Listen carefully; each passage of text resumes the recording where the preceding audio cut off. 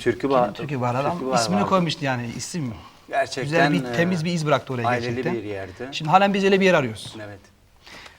Çok Arıyoruz, güzel. evet, Duygulu gerçekten de. ve çok güzel bir yerdi gerçekten. Ya gerçekten güzel bir ortam da yani o ortamı biz özledik tabii ki ama 3 yıl çalıştım. 3 yıl Hüseyin abimle beraberliğimiz vardı işte Güney gerçekten orada. Güney'in de ayrıca bir yeri vardı ya Güney orada.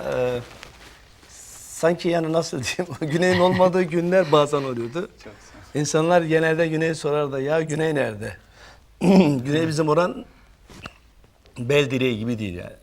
O şekilde bir şeydi yani. Evet, evet. Ama güzeldi ortamımız ama tekrardan inşallah böyle bir ortam İnşallah, yaratırız. inşallah beraber Ne bir mutlu şey bize ki bak bu yapalım. şeyler güzel konuşuyoruz bak değil mi? Değil mi? Demek halen daha kalmış yani bir elimize beynimizi bir yerine Ya böyle bırakmışız yani. aileli bir yerdi. Daha Tabii, çok rahat, tabii, kesinlikle. konuşabildiğin, insanların hanımını getirip çocuklarını Muhakkak. getirebileceği bir ortamdı. Muhakkak. Yani böyle türküler ve şiirler ortamıydı. Tabii ama onu kim yarattı? Şimdi prensip olarak Hüseyin Hüseyin abi abi yarattı. gerçekten bunu Frankfurt'ta gerçekleştirdi. Yani çok rahat bir ortamdı gerçekten. Biz her zaman grup coşanlar olarak kendisine Evet. teşekkür ediyoruz. Gerçekten bize böyle bir yer açtı ama biz böyle bıraktı gitti şimdi. Ya aslında işte Olmuyor. siz biliyorsunuz. Sen aslında açman lazım yine böyle bir yer aç bizi yine topla oralara ya. İşte ona uğraşıyorum, çabalıyoruz. Belirli bir şey tabii geçmesi lazım. Süre geçmesi lazım. Ben de çünkü yani insanlar olduğu gibi kalmıyor çünkü yaşlanmalar oluyor falan hatta. Biraz da Neyse zamana kendimi bırakalım yaşlanmış biraz gibi. diyorsun. Vallahi ben telefonumu oraya koydum, kapattım. Bak ses geliyor sanki. Parazit var. Yapma ya. Bakın öyle ya. Bizimki kapalıdır ya. Ben kapattım koydum çantama. Ben de konuşuyordum. Ha. Tamam gitmiş. Herhalde değil mi? Outlook yap. Olmuyor mu Outlook?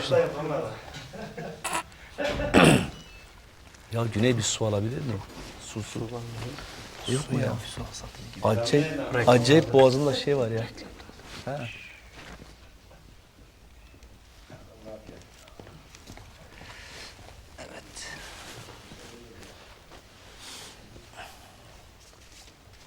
Nerede kalmıştık? Gireriz. Oradan girelim hemen. Yakalayalım Hiç hemen. sorun değil.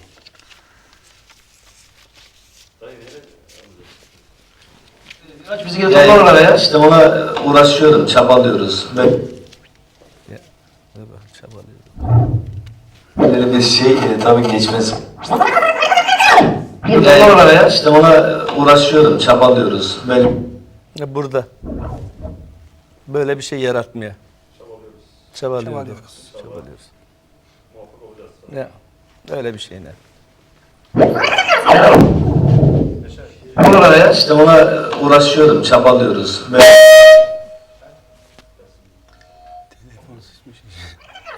Hocam mesaj alınmıştır.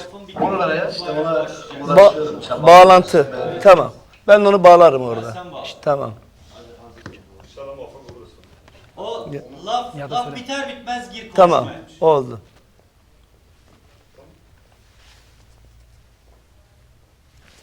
Tekrar yapacağız. Ha ben gireceğim hemen. Şimdi değil bir dakika. Sonra Tamam ben anladım. Hazırız. Oralara ya. İşte ona uğraşıyorum, çabalıyoruz. İnşallah muvaffak olacağız. Bir gün bunu tekrardan İnşallah. insanlara sunacağız. Evet, değerli TVT izleyicileri, geçen hafta çok mesajlarınız gelmişti. Bu hafta da şu an mesajlarınızı bekliyoruz. Şu an ekranda gördüğünüz internet adresimizden veya telefonlardan mesajlarınızı bırakabilirsiniz. Birazdan ileteceğiz. Ama ilk önce geçen hafta bize gelen mesajlar böyle isimlerini sadece okuyayım. Bayağı gelmiş. Efendim Mehmet Yılmaz Aydın'dan, Türkiye'den bize selamlarını yollamış. Viyana'dan İbrahim Pişman Değilim şiirini istemiş. Musa Göksu Almanya Triel'den, Gürcan Hamburg'dan, Erdoğan Pınar Kayseri'den bir deyiş istemiş. Efendim Necati Baran İzmit'ten bir şiir istemiş. Veysel Hollanda'dan Rotterdam bir şiir istemiş. Mehtap Doğan Köln'den bir tane şiir istemiş. Süleyman Seçkin Limburg Almanya'dan özellikle diyor hemşire senden bir şiir istiyorum. Teşekkürler Süleyman abi. Erenler Mahmut Gümüşhaneli Kayserslautern'den kaç defa diyor ki aradım size ulaşamadım diyor. Efendim selamlar Erenler Mahmut. Gürsel Güney Ardahan'dan Gürcistanlı Kürtçe bir şiir istemiş. Nuri Aslan Grossgrau Almanya'dan bir şiir istemiş. Efendim bu mesajlar geçen haftanın mesajlarıydı. Şu anki mesajlarınızı da bekliyoruz. Geldiği zaman sizlere iletmeye çalışacağız. Efendim Hüseyin abi. Evet canım. Mesajlarımızı okuduk. Nazlı Yarım diye bir türkü vardı. Her zaman türkü var. Türküler. Bu Nazlı Yarım aslında bir özgün çalışmamdı yani. Bu sözleri, müzikleri bana ait olan bir çalışmaydı bu. Evet. Onu Peki o türküyü reklamlardan sonra alabilir miyiz? tabii ki memnunum. Efendim değerli TVT izleyicileri, reklamlara birazdan giriyoruz. Reklamlara girmeden önce buradan değerli sponsor olan iş adamlarına buradan saygı ve selamlarımı gönderiyorum.